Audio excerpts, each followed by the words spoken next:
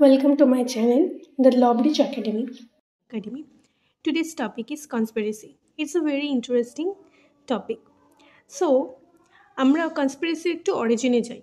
কনস্পিরেসির একটু যদি অরিজিনে যাই তাহলে দেখতে পাবো এটা কিন্তু অরিজিনালি আইপিসিতে এনাক্টেড ছিল না। এটা দুরকমভাবে ছিল।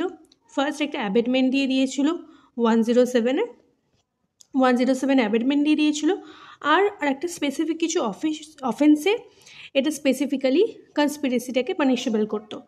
যেমন 310 যেখানে থাক অ্যাসোসিয়েশন অফ আ থাক মিনস তুমি যদি কোনো থাক অ্যাসোসিয়েশনের মেম্বার হও তাহলে তুমি কনস্পিরেসির জন্য পানিশমেন্ট হতে পারতে। এছাড়া 400 ড্যাকোইটি, 401 থিপস, এই তিনটে সেকশনেও কিন্তু কনস্পিরেসিকে আলাদাভাবে পানিশমেন্ট করা হতো। বাট আফটার 1913 অ্যামেন্ডমেন্টে দুটো specifically section 120A and 120B আর এই দুটো অল টুগেদার চ্যাপ্টার 5A-তে কনস্পিরেসিকে এনাক্ট করেছিল। কনস্পিরেসিকে আমরা যদি দেখি এখন আইপিসিতে ঠিক চার রকমভাবে আমরা দেখতে পাই। একটা তো অবভিয়াসলি সাবস্টেন্সিভ অফেন্স যেটা 120A অ্যান্ড 120Bতে পাওয়া যাচ্ছে। এছাড়া কনস্পিরেসি ফর অ্যাবেটমেন্ট যেটা ইনিশিয়ালিও ছিল চ্যাপ্টার 5 107-এ। এছাড়া conspiracy to wage and war, attempt to wage and war, abetment of war against the government 120A chapter 6 এখানেও কিন্তু পাওয়া যায়। আর এছাড়া ইনভলভমেন্ট অফ স্পেসিফিক অফেন্স মানে যেটা আমি বললাম এক্ষুনি 400, 401, ড্যাকোইটি, থাক, থিফ এগুলোতেও পাওয়া যায়। তাহলে চার রকমভাবেও কিন্তু এখন কনস্পিরেসি পাওয়া যায়। বাট দ্য কনস্পিরেসিটাকে কিন্তু একদম স্পেসিফিক্যালি যদি আমরা দেখি তাহলে সেকশন 120A অ্যান্ড 120B, 120A-তে ডেফিনেশন দিয়েছে ক্রিমিনাল কনস্পিরেসিতে আর 120B-তে পানিশমেন্ট দিয়েছে। তো চলো আমরা ফার্স্টেই একটা ডেফিনেশনটাকে পড়ে নিই। ফার্স্ট বলছে when two or more person agree to do and cause to done. So first আমরা এই লাইনটার মধ্যেই দেখতে পাই দুজন অথবা এর থেকে মোর প্লাস দুজনের বেশি মেম্বার থাকতেই হবে কিন্তু কনস্পিরেসির জন্য, কারণ একা একা কিন্তু কোনো কনস্পিরেসি করা যায় না। সো এখানে ফার্স্ট ইনগ্রিডিয়েন্টস হলো দুজন থাকতে হবে বা তার বেশি, আর একটা কি এগ্রিমেন্ট থাকতে হবে। অবভিয়াসলি তাদের মধ্যে একটা এগ্রিমেন্ট থাকতে হবে, তারা এগ্রি হতে হবে যে তারা একটা কোনো কিছু করবে। কি করবে? একটা ইলিগাল অ্যাক্ট, যে কোনো ইলিগাল অ্যাক্ট, চুরি ডাকাতি কিছু একটা করবে। আর একটা হতে পারে an act which is not illegal by illegal means. So এমন একটা অ্যাক্ট যেটা কিন্তু ইলিগাল নয়, মানে এটা একটা লিগাল অ্যাক্টই, এটা কোনো ইলিগাল অ্যাক্ট নয়, একটা legal act by illegal means.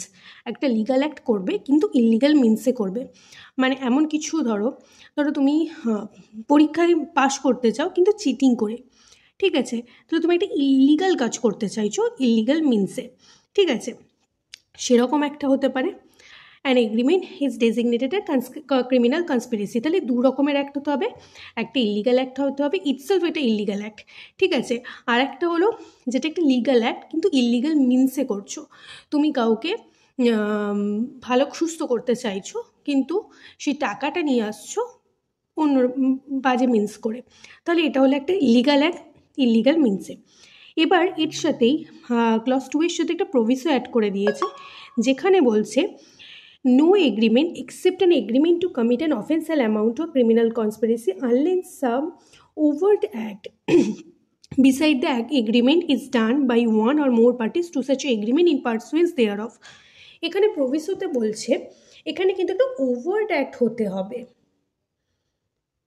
কিন্তু যেটা ফার্স্ট ইলিগাল মিনসে দরকার নেই, মানে থাকার কোনো প্রয়োজন নেই। একটা শুধুমাত্র তুমি একটা এগ্রিমেন্ট করেছো একটা কনস্পিরেসি করবে বলে, মানে একটা কনস্পিরেসি করেছো কোনো একটা অ্যাক্ট ইলিগাল অ্যাক্ট করবে বলে, মানে তোমরা 3-4টে বন্ধু মিলে ঠিক করেছো তোমরা একটা ডাকাতি করবে, এটুকুই দরকার ফার্স্ট ক্লাসের জন্য। এর জন্য কোনো অ্যাক্ট করার দরকার নেই।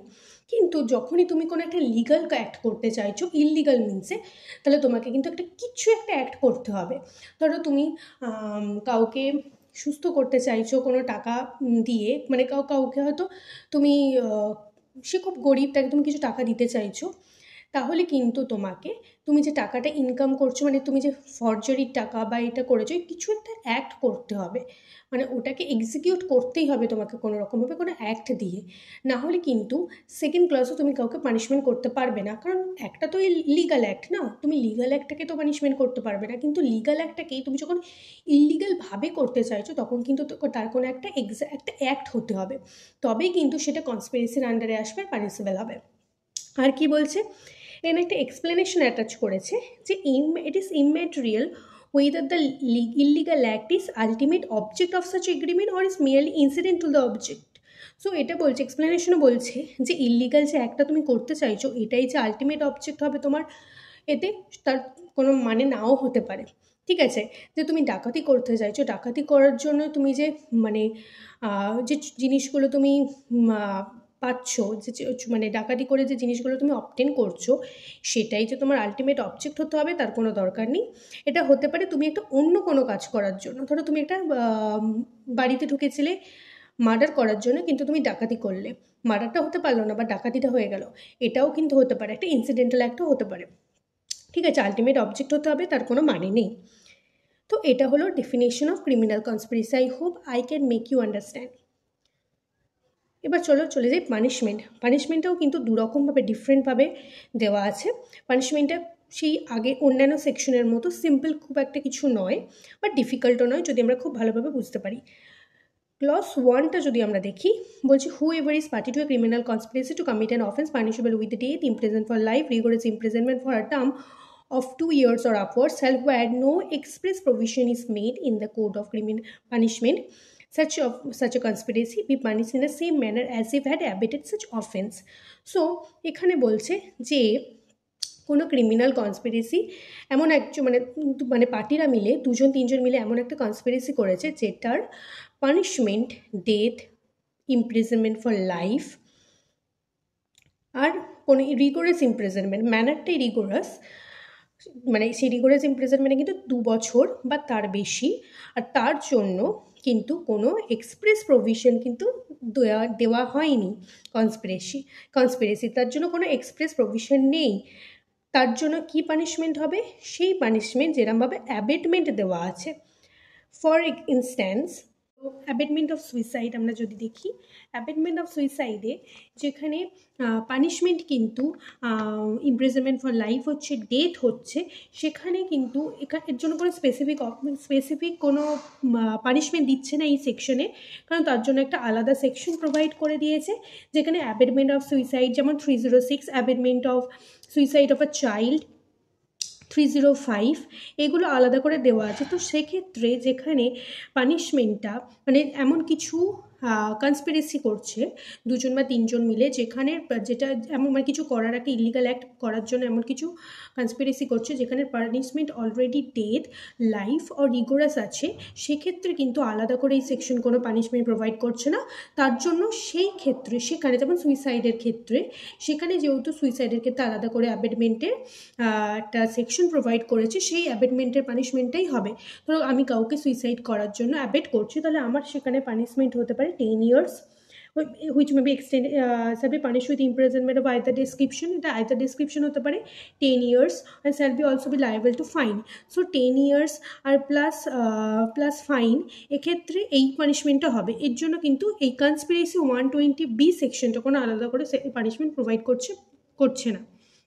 এবার যদি ক্লজ 2তে চলে যাই, এখানে কি করছে, whoever is a party to a criminal conspiracy other than a criminal conspiracy to commit an offence punishable as aforesaid, এইখানটা বাদ দিয়ে অন্যান্য ক্ষেত্রে, অন্যান্য পানিশমেন্টের যেখানে ডেথ নয়, ঠিক আছে, ডেথ নয়, লাইফ ইমপ্রিজনমেন্টও নয়, সেরকম কিছু একটা ইলিগাল অ্যাক্ট করার জন্য কেউ যদি কনস্পিরেসি করে থাকে, তাহলে তার পানিশমেন্টটা কিন্তু আইদার ডেসক্রিপশন হতে পারে, মানে সিম্পলও হতে পারে, অথবা রিগোরাসও হতে পারে, আর কি হতে পারে 6 month হবে, মানে 6 monthের কম হতে হবে অবভিয়াসলি, আর ফাইনও হতে পারে, অথবা দুটোই হতে পারে।